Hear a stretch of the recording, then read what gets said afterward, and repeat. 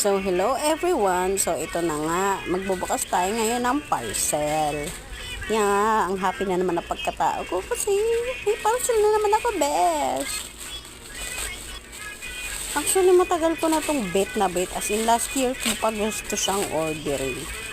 Ngayon ko lang talaga na-order kasi para tayong budget best.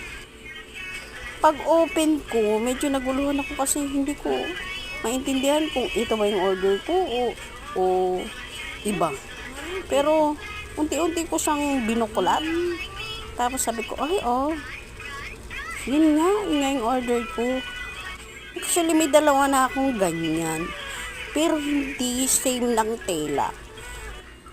Yung dalawa ko kasi is medyo hard yung tela niya. Ito kasi is malambot siya.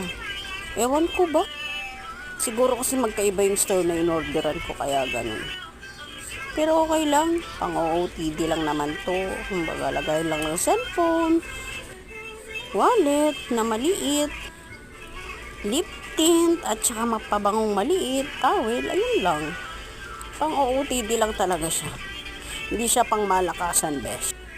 Salamat pa rin sa TikTok at sa rider naglalib. So ayan, matapos na ang video, share ko lang. Bye-bye. Thanks for watching.